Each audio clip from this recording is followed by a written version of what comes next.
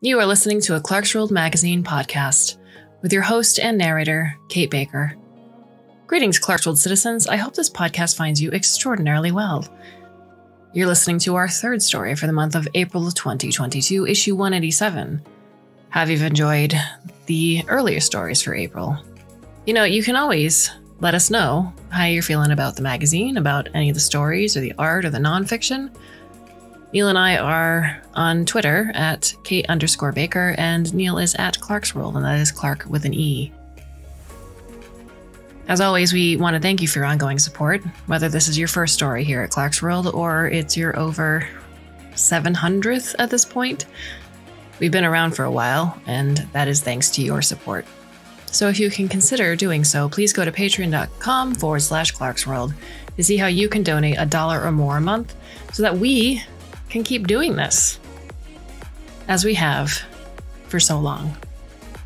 So our third story is titled Dream Factory and is by Greg Egan. Greg Egan has published 14 novels and more than 80 shorter works. His novella, Oceanic, won the Hugo Award, and his novel, Permutation City, won the John W. Campbell Memorial Award. His latest books are the collection Instantiation and the novel, The Book of All Skies. And if you like what you hear, please go back to You and Whose Army, which was featured in Clarkesworld. So, my dear listener, I hope you can sit back, relax, and let me tell you a story. 1. Any pets? Justine asked, glancing up from the checklist on her phone. No, James replied, hopeful that this might count in his favor, though it was hard to read his interrogator's demeanor. She said she was a law student, and he could already imagine her in a courtroom, calmly trapping duplicitous witnesses in the web of their own lies. Her two current housemates, both philosophy majors, were sitting on the couch beside her, but whatever they were doing on their own phones seemed entirely unrelated to the interview. Any allergies? Justine continued. Only pollen, as far as I know. I meant allergies to pets, Justine explained. We have a cat, Pawpaw. Though if you have any serious food allergies, that would be good to know too. James said, well, we had a cat when I was a kid. I'm definitely not allergic to cats or peanuts. Can you pay 2 weeks' rent in advance plus one more for the security deposit? Yes. At the mention of rent, Ferouz and Lisa looked up. They exchanged glances with Justine. None of them seemed to need spoken language to confer. Justine said, oh, welcome to number 37. Thank you. James transferred the money, and when the real estate agent's computer responded with a receipt, acknowledging that his name had been added to the lease, he felt the tension in his shoulders ebbing away. He'd only had 3 more days left to find a new place. As the interview panel rose to their feet, a small black and white cat padded into the room, tail high, mewing. Lisa crouched down and stroked its head, and it immediately began purring loudly and pressing back against her fingers. Wow, he's affectionate, James observed. Or she. He, but he's neutered, Ferouz replied. You should introduce yourself, Lisa suggested. When she stepped away, the cat turned around and stared up at her pleadingly, so James quickly squatted down and took her place. Pawpaw responded as enthusiastically as he had to the more familiar human, rubbing his skull against James's knuckles as if nothing could be more satisfying. James couldn't help smiling, but then he realized that the odd changes in texture he'd noticed were not tangled bits of fur, but small lumps beneath the skin. Has he got ticks or something on his head? Maybe all this rubbing was about to try to dislodge the parasites, or at least deal with the itch. Lisa laughed. No, that's the interface. I'm sorry? She gestured with her hands spread above her skull. The Bluetooth antennas for the electrodes? You put electrodes in your cat's brain? Nomi had them installed, Ferouz interjected.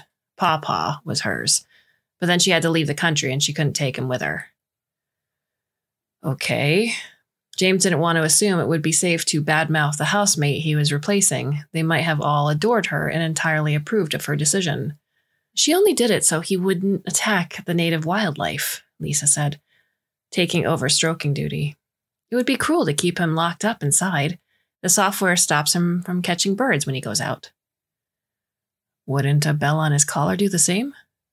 Well, the studies show that this is 4 times more effective, and it doesn't bother him at all. I mean, does he look miserable to you? No, James admitted. The cat was purring madly. But was that a genuine response to the company of the housemates, or just the software in his collar dictating how he felt? The whole thing made him queasy, but what was he supposed to do? Make plans to spirit Pawpaw away to a deprogramming facility? Give up his place here and spend the next month trying to claw his money back so he could feel virtuous while changing nothing? There were a million worse things happening every day, and the cat wasn't suffering in any ordinary sense of the word. Lecturing these people about a situation they hadn't even chosen themselves would just make him seem obnoxious and set him up for a miserable tenancy until they managed to eject him. Can I move in today? He asked. 2. Remember the product rule? James prompted Leon. The swimming pool with both sides getting larger? No, Leon replied stubbornly. He never told me anything about a swimming pool. James knew better than to contradict him. If you increase the lengths of both sides of a swimming pool, the biggest change in the area will come along the sides. The length of one side times the change in the other, plus the length of the second side times the change in the first. He sketched the rectangles for the 9th or 10th time. Yeah, but the water will just get lower, Leon pointed out, which is where your whole argument falls down. You're ignoring the conservation of water. He tipped his chair back and regarded James with triumphant contempt. So, what's the slope of x times cosine x? James pressed him. If you don't think you need the product rule, then find it another way, but there has to be an answer. Leon disagreed. It's a trick question. You can't just multiply anything you want. X is an angle, but cosine x is something else. It's like multiplying apples and oranges. You mean newtons and meters? Or persons and hours? Exactly, Leon agreed. It's just a word salad. When his person hour was up, Mrs. Cooper walked James out onto the veranda and addressed him quietly. I'm sorry, but Leon's failed 4 tests in a row now. It's just not working out for us. James said, Okay, I understand. There was no point telling her that her son was a lazy, entitled prick and that no tutor in the world would ever summon better results from him. Can I still list you as a reference? She grimaced. If anyone asks about you, I can only be honest, and I'm not sure that would do you much good. All right, but if we're being honest, Leon isn't trying at all. Mrs. Cooper laughed. Your job was to make him passionate about the subject. His teachers couldn't do it, which is why I was paying you. She shook her head, bemused, and walked back into the house. Maybe next time hire a supermodel, James muttered. A cocaine-dealing supermodel who'll tell him how calculus will make him rich. The cicadas ignored him. It was a stinking hot night, and as he sat at the bus stop, he could smell his own sweat fermenting, drowning out the floral notes from the suburb's manicured gardens. He wished he could go home and grab a shower before his shift, but because the bus timetable had changed, it was impossible.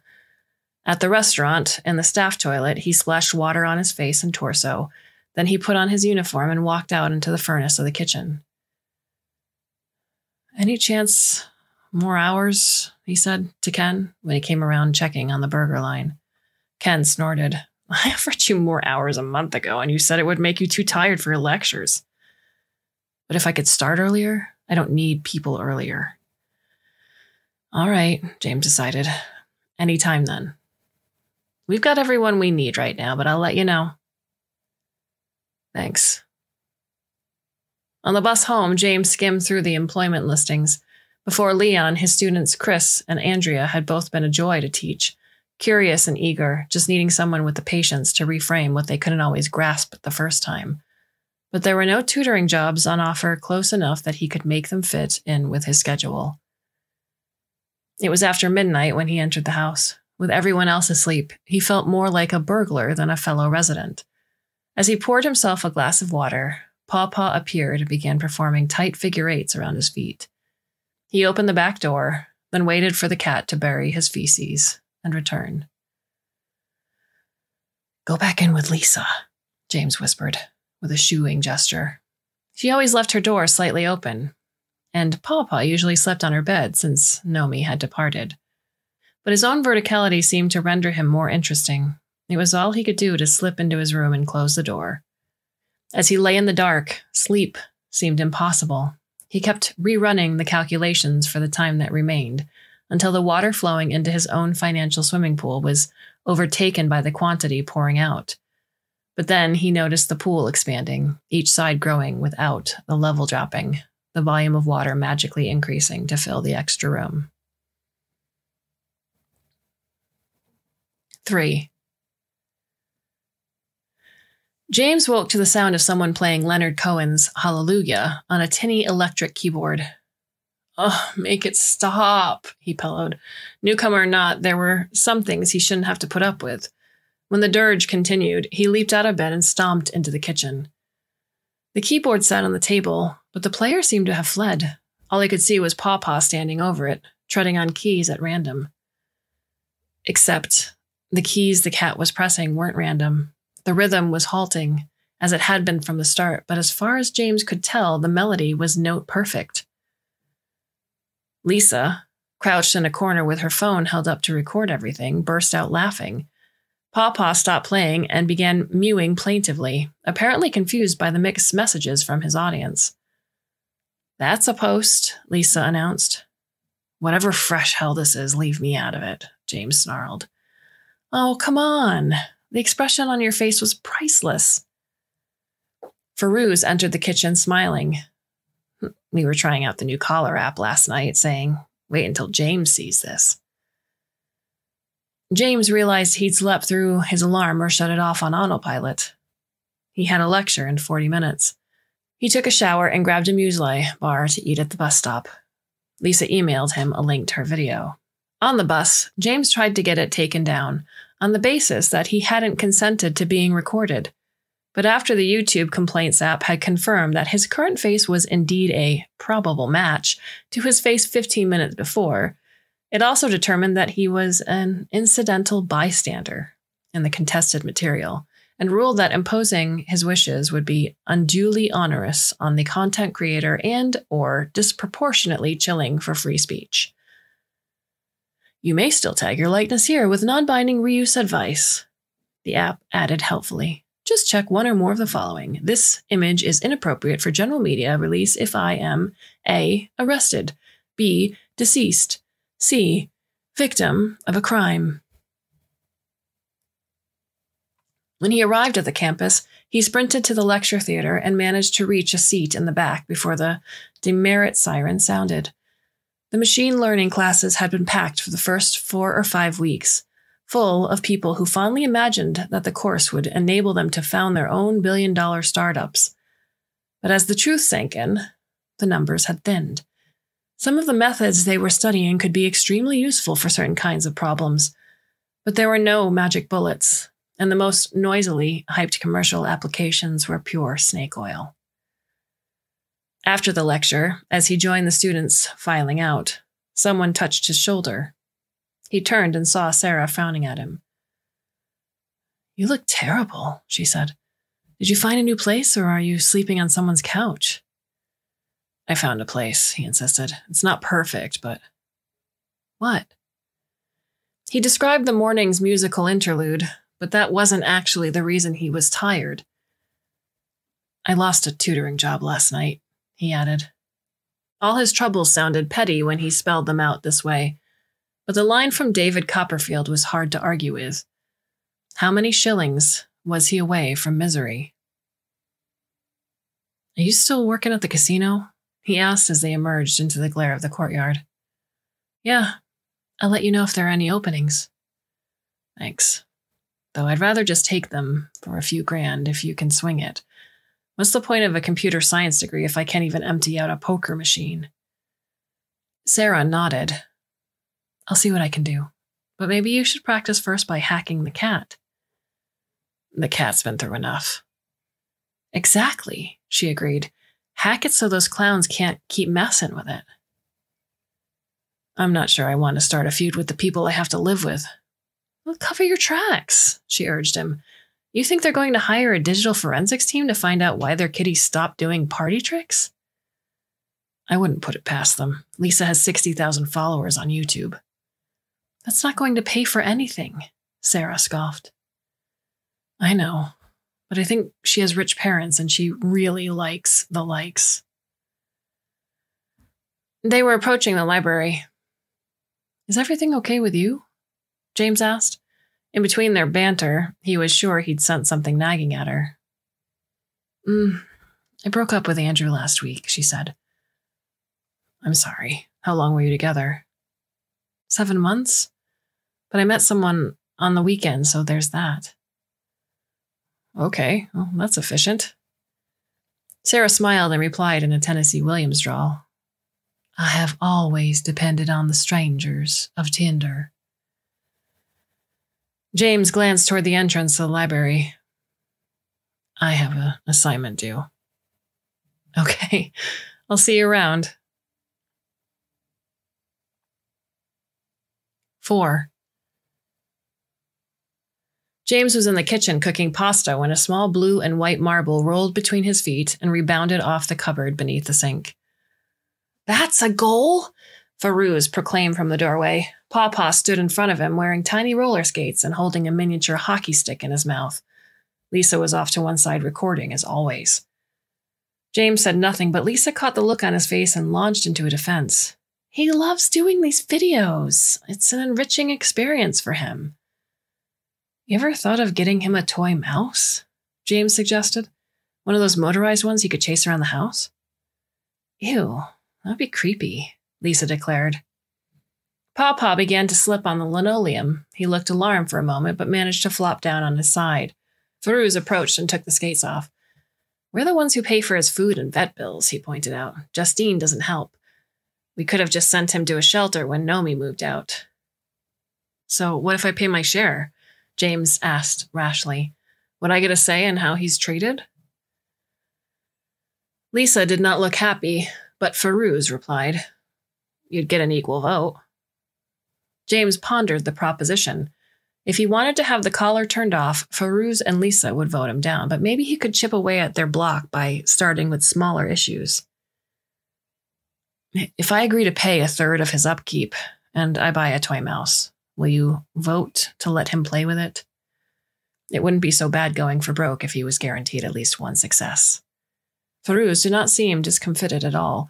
Maybe he was looking for a chance to save money while still holding onto the balance of power, and needling Lisa would just be a bonus.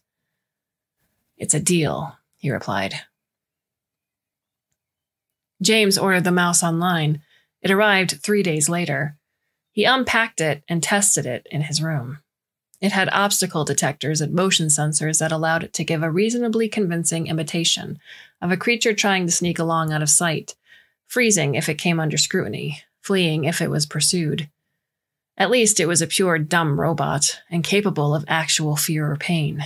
He'd read that the military were still perfecting their cyborg surveillance rats and pigeons, but every species posed its own set of challenges, and so far the only consumer product the research had spawned had been for cats. He inactivated the mouse and carried it to the living room. Lisa and Farouz were playing a video game that appeared to involve zombies driving race cars. Pawpaw was nuzzling Lisa's calves, and she occasionally reached down and stroked his head. James placed the mouse on the floor and switched it on with the remote. It scurried across the carpet and hid behind the monitor stand. Pawpaw didn't react, but Farouz turned to James. Ah, you got it. Cool. He paused the game and Lisa picked up her phone. James stood in the doorway, feeling slightly foolish. The mouse wasn't moving, and Pawpaw was yet to show the slightest interest in this lump of plastic covered in synthetic fur. The mouse's courage level could be set on a scale from 0 to toxoplasmosis. He raised it a notch. With no actual goal, it nonetheless left its sheltered spot and began a cautious traversal of the skirting boards. As the mouse scrabbled across a discarded pizza menu, the crinkling paper made Pawpaw's ears prick up. The cat turned and stared, and James could see him tracking and assessing the intruder from where he stood. But he still wasn't stalking it. James dialed up the mouse's brazenness again. It veered away from the wall and dared to attempt to cut across the corner of the room. Pawpaw jumped up onto the couch, cowering against Lisa, who was recording everything. The cat squirmed around and peeked again, then buried his head in the space between the backrest and the cushions. Ferouz burst out laughing, but waited until Lisa had finished her video to avoid spoiling the soundtrack with his gloating. "Did you get what you wanted?" he asked James, looking out for the poor tortured animal's interests. James didn't reply, but as angry as he was, he could only blame his own lack of research.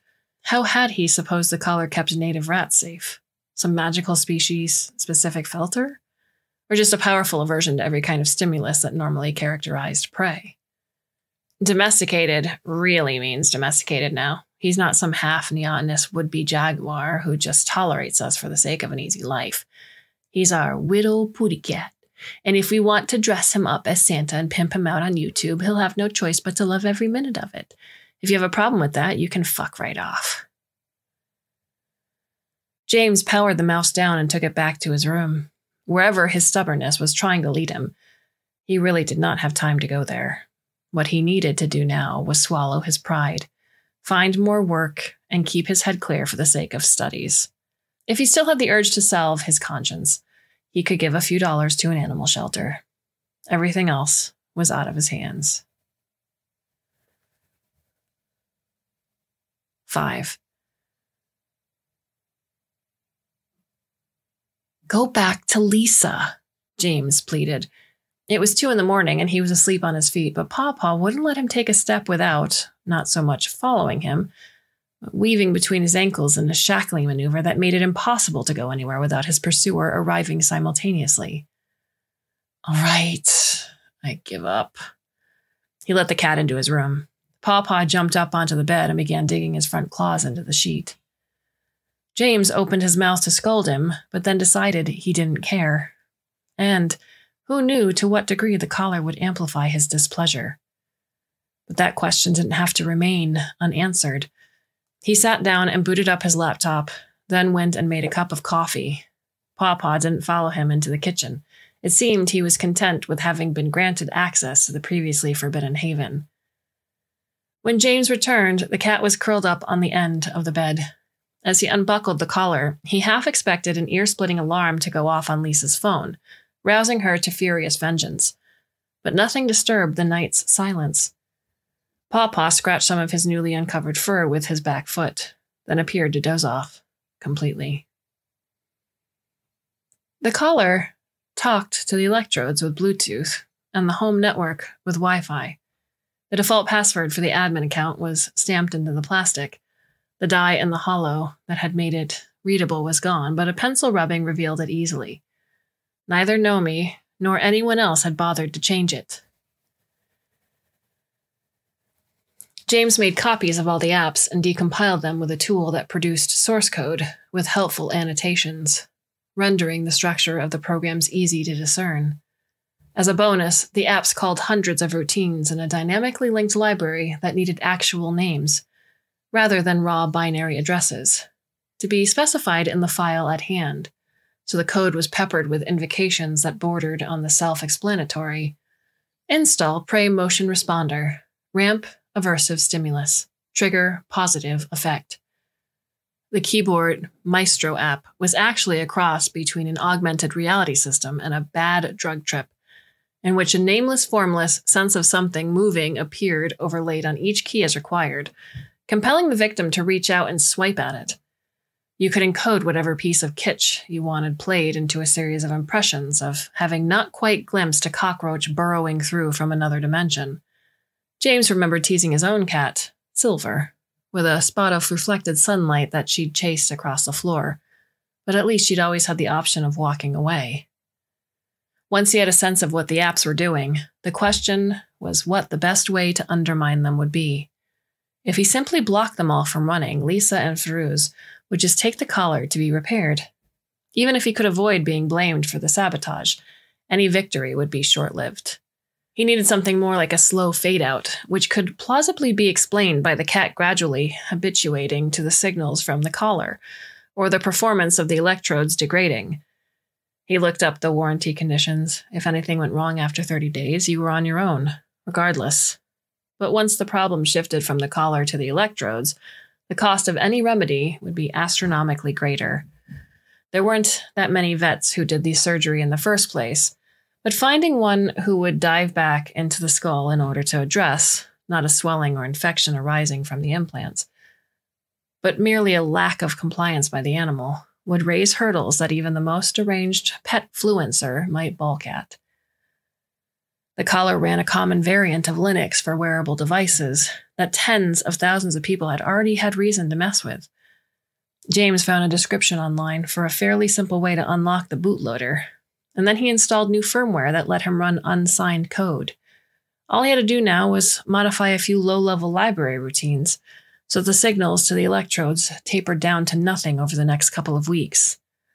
Aside from aiding in the subterfuge, that would probably be easier for Pawpaw than going cold turkey.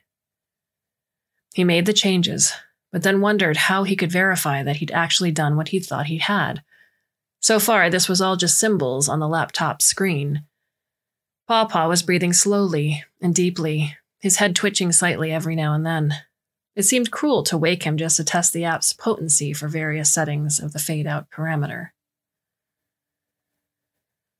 What was going on in his skull right now? James hesitated, but then laughed off his qualms and wrote a small program that extracted all the available data and displayed a summary in real time. He couldn't create an image of the cat's visual field, but he could track which kinds of objects and motions were being hallucinated and the actions that the motor cortex would be producing if not for the paralysis of sleep. Pawpaw was dreaming of something scurrying across the ground. The usual background processes that made him fear his natural prey was no longer running on the collar, and at least in this state, he had not internalized the conditioning. He was stalking the animal, not fleeing from it, and the electrode's crude emotional register declared that he was both excited and focused. James watched the dream unfold.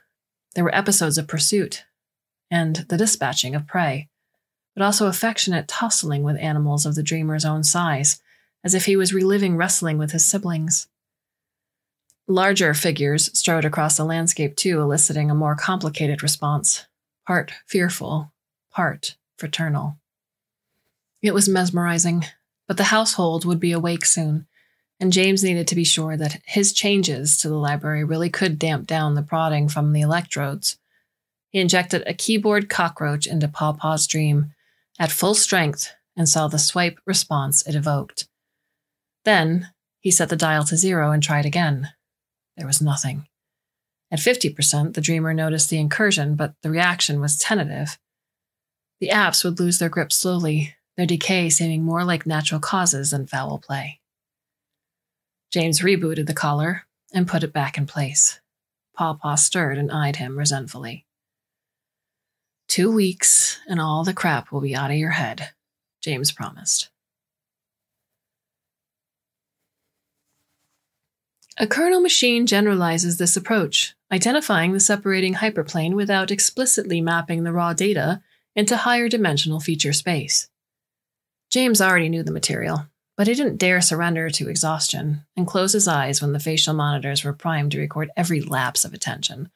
So he stared at the whiteboard intently, even as he tuned out the lecturer and began free associating, hoping to stay on the right side of the separating hyperplane. Maybe he could grab a nap on the grass at lunchtime. He couldn't afford to miss his shift tonight. He was already scraping along the bottom of his bank account, skirting the edges of his credit card's interest-free zones. He'd been given as many hours at the restaurant as he could hope for, but even if he could find more work, he didn't have the time for it. What he needed was a way to earn money in his sleep. Would anyone pay to watch him lying in bed through a webcam with no sexual content at all? Probably not, even if it was a thing. The market would already be flooded. Were there tasks he could do on Mechanical Turk without being awake? Maybe check an audio stream for the sound of children being tortured. The content moderation bots weren't up to that yet. Would he grimace detectively if he heard an atrocity? Some fraction of the time he might, but it seemed unlikely that he could do it reliably. And how did they get away with calling it Mechanical Turk? Anyway, as if 18th century Orientalist shit was just fine as if it was a historical reference. Why hadn't anyone launched a competitor called Mechanical Habsburg? It was too hard to get information in and out of his skull while he slept, but Pawpaw had a channel wide open, 24 hours a day. While the cat was dreaming, he could also be saving self-driving cars from collisions. Millions of cats had been hit by cars, but so had millions of human pedestrians. Both species were still better at object detection than any car without LiDAR. The siren sounded for the end of the lecture. James gathered his things and headed out, letting his idiotic fantasy slip away. The electrodes in the cat's brain couldn't induce detailed visual perceptions. The best they could manage were vague intimations. Whatever feats Pawpaw could perform in his sleep, he was never going to earn his keep as a node in the global network of computing resources. In the courtyard, James caught up with Sarah and described his adventures with the collar's software. "I didn't think you'd actually do it," she said. They found a patch of shade and sat on the low wall. "You should think about the other cats, though. You might have unplugged one, but what about the rest?" "I was going to move on to the American president's first kitten, but then I realized they'd whisk me off to a black site the moment it refused to play the Star-Spangled Banner." "I'm serious." "Okay, but how? Getting malware onto the App Store is beyond me. Maybe if I had a free month or two, I could learn what I needed, but..." "What about non-malware, then?" Sarah suggested. "A genuine app, as far as the collar is concerned, but one that might dissuade the owners themselves from running the other apps." James was on the verge of retorting that social engineering wasn't always easier than malware, when a possibility crystallized in his mind. Instead of entertaining them by jumping through hoops, what if the cat could show them what it was dreaming of doing? Sarah was skeptical. "You said all you could extract was a kind of textual running commentary." "I did. But if artificial neural networks are good at anything, it's confabulation. Feed those prompts I saw this morning into the right kind of image generator, and maybe half the demographic who think that their pet being goaded into playing Pachelbel's canon is adorable might either get a jolt of empathy when they grasp what it would rather be doing. Or, if that's too much to hope for, find something trippy enough or twee enough in the neural net's imagery to scratch the same itch." Sarah didn't reply. James was so tired that he started to wonder if he'd actually spoken or just spelled out the proposal in his head. "You should do it," she said finally. "I'll help if you like." "I'm dead on my feet right now," James admitted. She smiled. "I can see that. Maybe next week?" "Absolutely." It was insane, but it wasn't impossible. Once he'd caught up on his sleep, they could probably find a few hours between lectures to start putting the app together. And he completed the hardest part already. He had a direct line to Pawpaw's brain. He could log the cat streams, build up a data set, and then start to work out what kind of shiny distractions he could dangle in front of the humans in hope of overcoming their primal compulsions and rendering them fit for a domestic life in the company of another species. 7. "Oh, stupid animal," Lisa muttered, scowling at her phone. Pawpaw walked past her and rubbed his head satisfyingly against a table leg before strolling over to his food bowl. James kept quiet, but later that night he went through the activity logs from the collar and saw that Lisa had run the diagnostics 3 times in the last 24 hours. All the reports were listing no faults, of course. He had no idea what she'd do when Pawpaw's immunity to the apps proved to be more than a temporary glitch. But even if she was willing to shell out the money for a new collar, he'd found a Bluetooth exploit that could mess with the electrodes directly. The puppet show was over. In this house, at least. He started up the latest iteration of the Dream app. After feedback from beta testers, he'd made the style transfer much smoother. He could even slide mid-playback between different forms of pastiche now, from Van Gogh to Francis Bacon, from Watership Down to Studio Ghibli. He leaned back and watched the customized Dream Cat emerald-eyed, dainty black and white coat, padding through a wheat field beneath a swirling starry night. When the stalks of the crop rustled, the cat paused and crouched down low. The tension after each small sound made it clear that it had been wise not to try to add musical embellishments. The YouTubers could smother their versions with anything they wanted once they got in their editing suites. But even though the unadorned original was 95% concocted, it had a kind of aesthetic unity.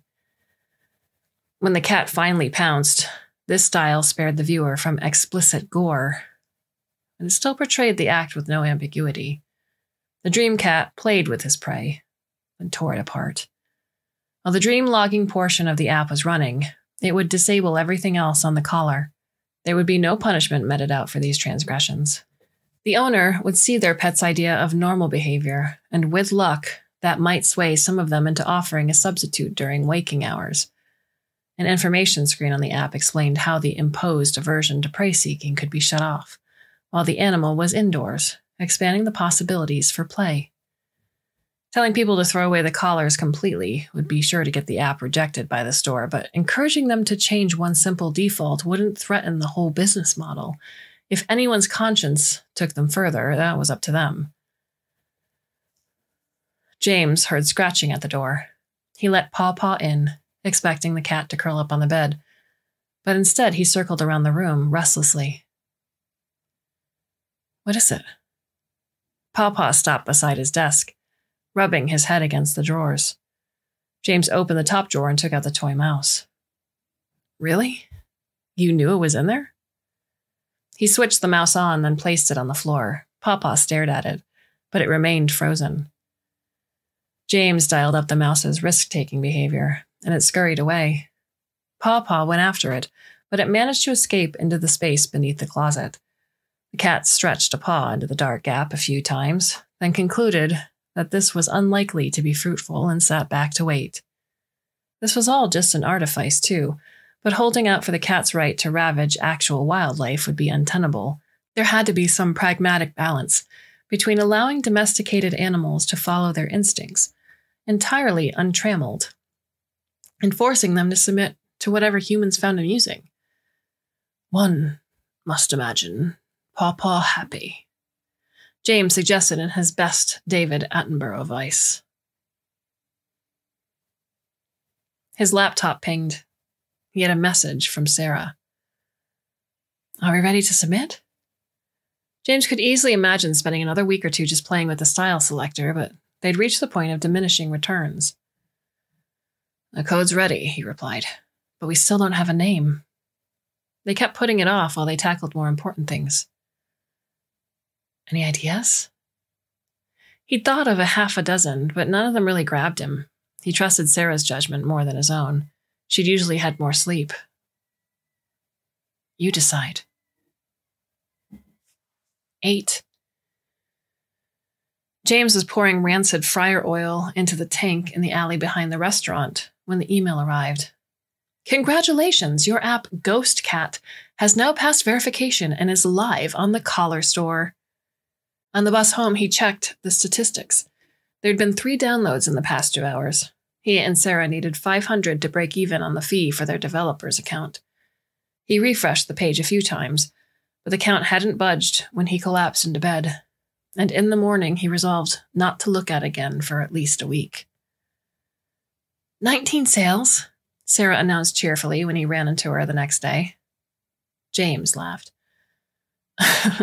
Well, it wasn't a complete waste. We can probably recycle it as an undergraduate project. How's Paw Paw doing?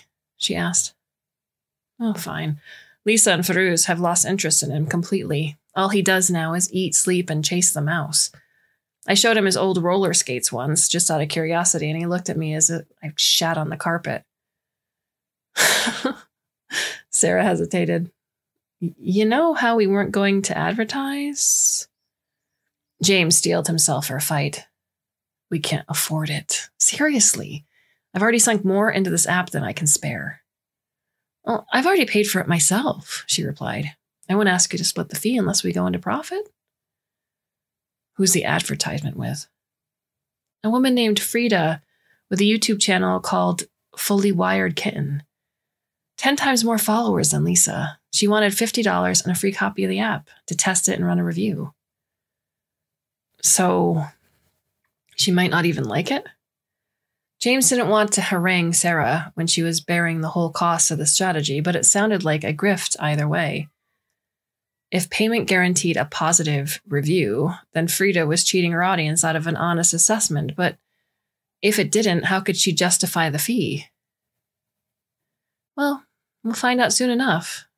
It's going out tonight around 10 o'clock. When he arrived at the restaurant, James switched his phone off so he wouldn't give in to the masochistic urge to monitor events he had no power to control. There'd been a time where he would have claimed that the raison d'etre of any software he wrote would be to fulfill some user's genuine pre-existing need. But almost every app was a kind of weapon now, however grand or petty the cultural skirmishes it enabled. He didn't regret the payload he was trying to deliver, but now that he'd committed to a strategy of manipulation, he'd stepped into a world he'd once vowed he'd never be a part of. The griller was beeping. One of the patties was stuck. Are you fixing that? Ken called to him. I'm on it, James replied. When he finished the shift, he kept his phone off. He didn't have the stomach for the near certainty of bad news. When he woke the next morning, any itch of curiosity and even the desire to tear away the bandage quickly had all but vanished. He fed Pawpaw and ate breakfast without switching on his laptop or his phone. He felt calm as he left the house. The lectures he attended seemed imbued with a startling new clarity, as if he'd updated the prescription on his glasses. James, where have you been? Sarah stood in front of him with a look on her face that might have made sense if he'd fallen from the sky after a decade's unexplained absence. Here, He pointed back toward the lecture theater. I've been trying to reach you all morning. James couldn't read her expression. Is there a bug in the app? Are we turning all the cats catatonic? Oh, don't be ridiculous. Why are you so upset then? We got a bad review, the app bombed. It's not the end of the world. You really haven't checked again since Frida panned it? James was silent. He guessed one thing correctly, but what was he missing? After the review went out, Sarah explained, someone saw the clip on Fully Wired Kitten of the dream that was supposed to damn the whole thing and reached the opposite conclusion. Okay, so not all the commenters agreed with Frida. I'm not talking about some random commenter. Callista saw the clip. Callista disagreed. She bought the app and ran it for her own cat and loved it. Who's Callista? James caught himself. You don't mean the singer? Yes. I probably shouldn't call her that when she's 90% auto-tune, 10% sighing. She's won 4 Grammys, Sarah replied. I don't like her songs either, but she has 50 million followers. Since she posted about the app, we've had 10,000 downloads. James absorbed this revelation. Their cut on each sale was about $1, so 5,000 each. He could probably afford to reduce his shifts, maybe drop the last 2 hours and finish at 11, the way he used to. Not bad for an undergraduate project, he joked. Money aside, the number of downloads was only 2% of the $500,000 currently installed, so they hadn't exactly liberated the wired cats of the world from their oppressors. But if a celebrity was championing dream watching, that might yet shift the balance a little further. On the bus to the restaurant, he watched both posts, immune to Frida's scorn. What this app spews out is nothing but a form of face-swapping revenge porn, she fumed. This is not my Prince Whiskers at all. Over the last few months, you and I have been on a marvelous journey with him that uncovered so many of his hidden talents. As a jazz musician, a fashion model, an imperfect but ever-striving pastry chef. Now these ham-fisted morons are trying to foist a cartoonish parody of the feline character onto all our beloved companions. Callista's take was different. Finally seeing into Lady Lydia's soul. Not only does this prove that she has always been my spirit animal, It has empowered me to fully embrace my own dark, predatory instincts. Expect new tracks that take you where no human can walk alone. Only our mingled essence can survive the way of the carnivore.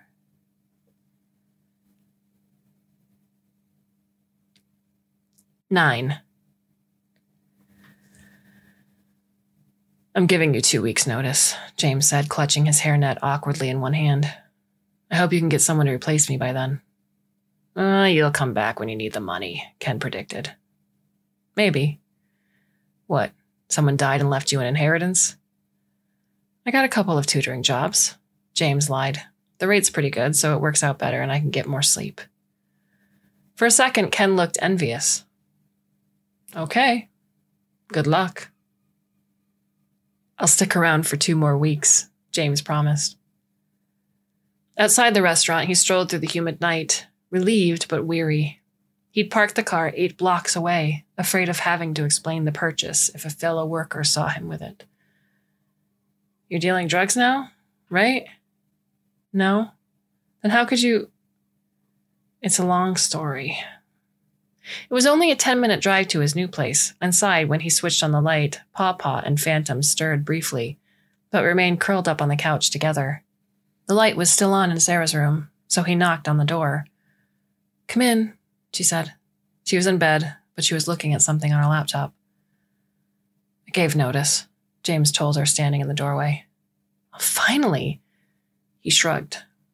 I was never sure our sales weren't going to tank. I mean, the hype can't last forever. We have something better than hype.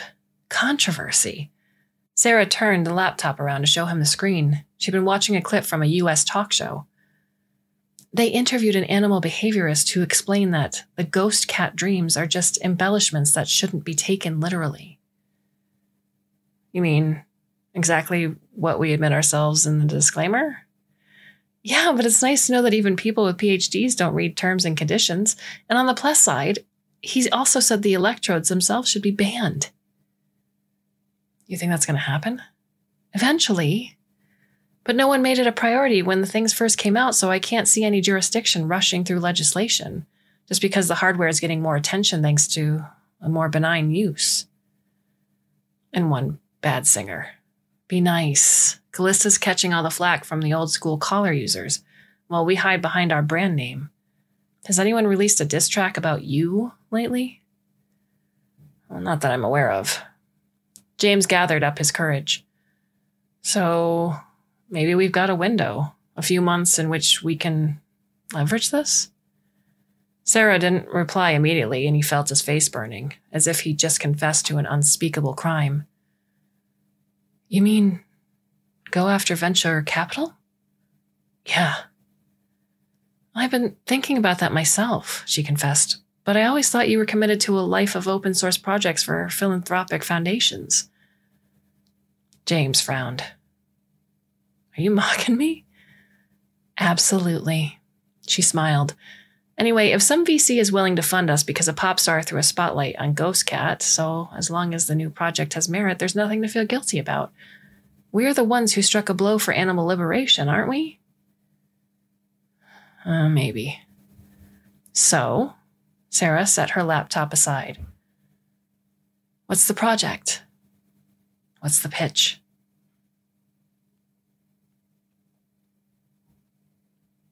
"10. Suppose your grandmother lives in a sprawling retirement complex, James began. There are 6 different gates by which a vehicle can enter. One is 50 meters from her front door. The others might not even give access to her location. But every time she calls a taxi or a rideshare or an ambulance and gives her full address as a resident within the complex, some half-baked geographical information system from one of the big providers redirects the vehicle to what it wrongly thinks is the correct street address for the whole complex. The wrong gate on the wrong street." Celia Davenport interrupted him. Surely Google have this covered? You think so, James replied, but they don't. This isn't hypothetical. He scrolled to the survey results on his desk. 6% of our respondents said they've experienced problems due to GIS errors, ranging from having to stand in an alley in the rain to collect supposedly home-delivered pizza, to ambulances delayed because they're unable to locate their patients. And it's not just summoning vehicles. 3% of people who try to type their true postal address into a web form are told it doesn't exist. So they're forced to abandon the interaction, or accept some approximation such as dropping the suffix that specifies the halves of a duplex. So the effects range from nuisance level to life-threatening, but even misdirected parcels add up to millions of dollars in lost productivity. These systems are marvelous when they're accurate, but when they're not, they're like an invisible brick wall. So what's the solution? Davenport pressed him. How do you train your networks to do a better job than everyone else? We don't make it a machine learning problem at all, James replied. We buy access to multiple databases. We identify the discrepancies between them. And we classify and remedy the problems using traditional, robust, deterministic code. I don't care if someone has a neural net that gets 95% of an address right. I'm aiming for software with so few errors that the dozen or so cases per million it can't deal with can be handled manually by a staff of 2 or 3.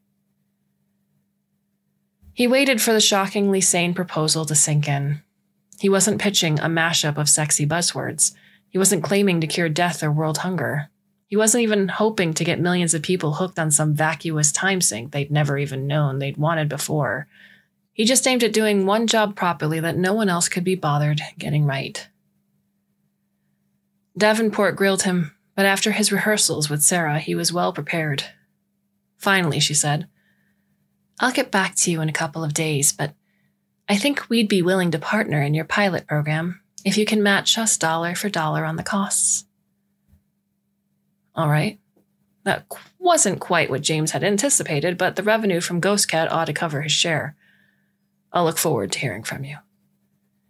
When he'd hung up the call, all the implications that would flow from a favorable decision began to seem a lot more real.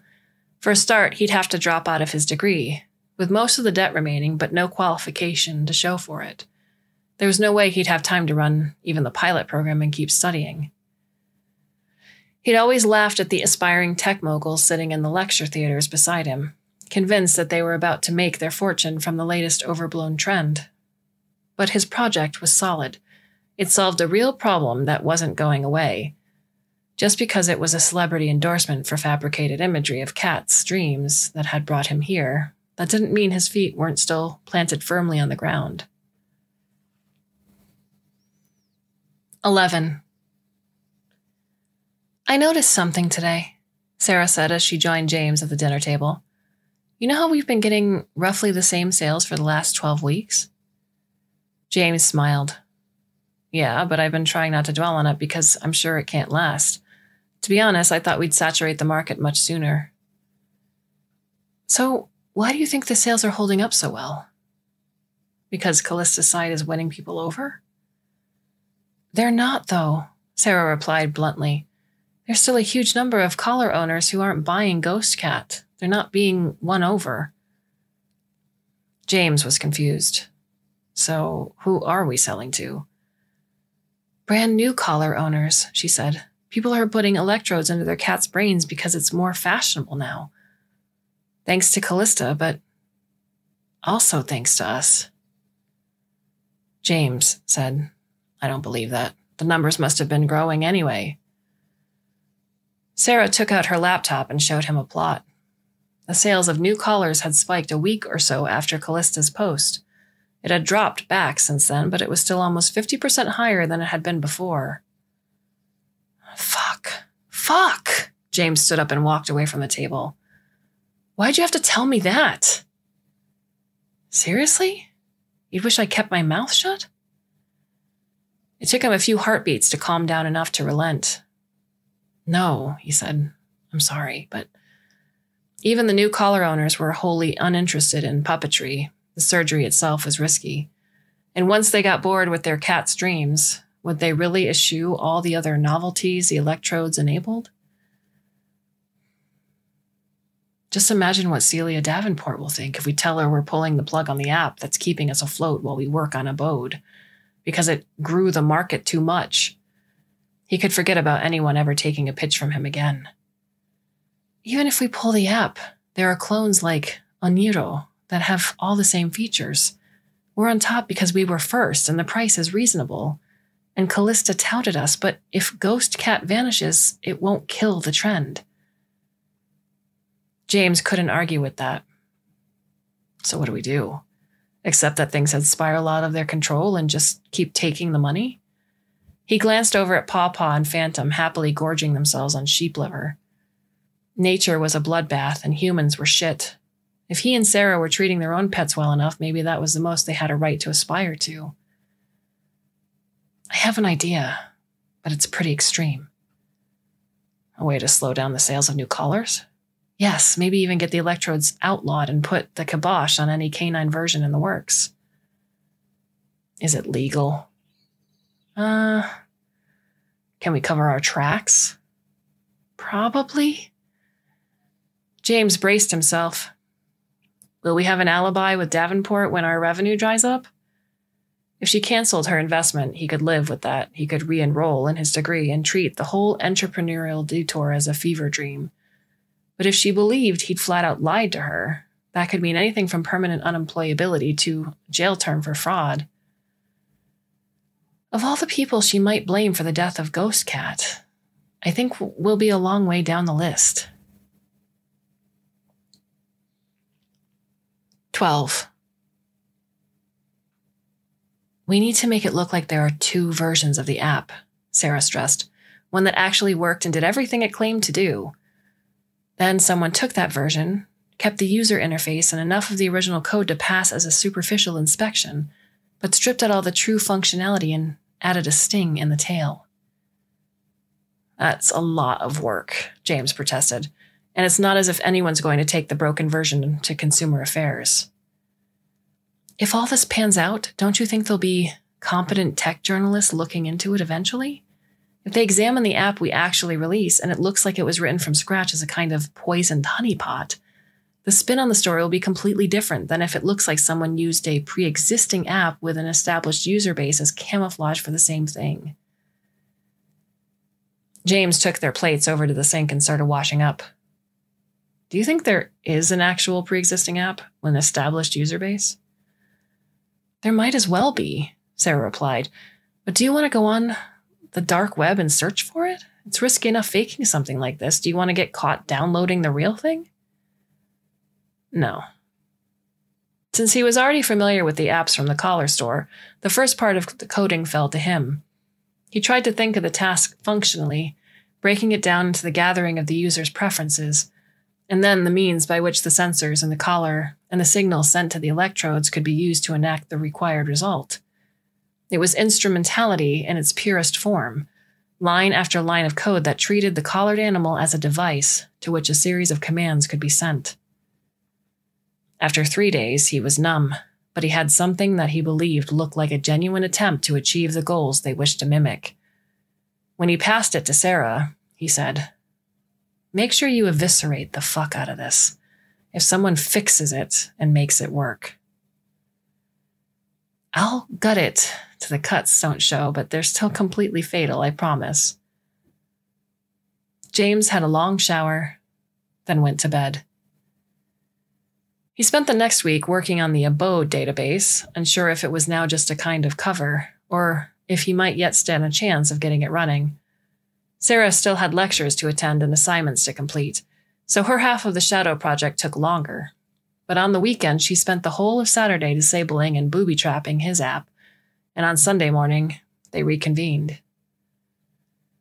Okay, people might create shit like this, but who would be stupid enough to draw attention to it? If the dark web did harbor non-defanged cousins of the app they'd written, even at the height of media interest in the collars, this fact had not been splashed across the home screens of every news site. So how were they meant to bring their own versions to prominence without tipping their hand? "There's a precedent for evangelism," Sarah replied. "Believe me, you don't want to wade through the results of that web search, but a while back there was a British crackpot named Jasper Mellick, whose 15 seconds of infamy came when a couple of universities sued him for squatting on domain names that were slight misspellings of their own. and redirecting all the traffic to his Blitz manifesto. Blitz? Is that a rap group? Better living through zoophilia? His long, loony screed praised the utilitarian benefits of genetically engineering animals that would enjoy having sex with people. You're not suggesting we frame him for the app. He's dead, but the internet hasn't quite washed away every trace of him.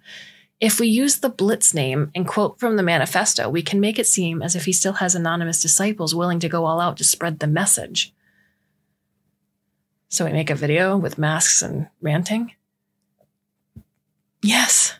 Synthetic voice or disguised voice? Disguised synthetic voice, Sarah decided. It has to sound like a disguised voice or the media won't take it seriously. The masked figure was CGI, of course, with glimpses of eyelids blinking behind the holes. We are ushering in a new age of universal flourishing. The mask read from Melek's manifesto. When no one, man or beast, need be sad, frustrated, or lonely. They put the video and the butchered app out onto the torrents and IPFS, and then sprinkled links to the video and comments to half a dozen posts in the Ghost Cat Flame Wars. A couple hours later, it had started garnering some attention, and while it was easy for anyone to check that the app it referred to actually existed, the need to hack the bootloader and a collar in order to run it, and a reluctance by most people to even touch the cursed thing with 6-foot tongs meant the claims in the video were spreading much faster and wider than the truth that some or all copies of the app, who could say, had been corrupted with malware that would freeze the cat's Bluetooth. James said, "When your grandchildren ask you..." "No," Sarah cut him off. "Neither of us are ever going to speak of this again. If it works, it works. If it doesn't, we did our best. But no bragging. Ever. If we don't end up in court, we take this to our graves."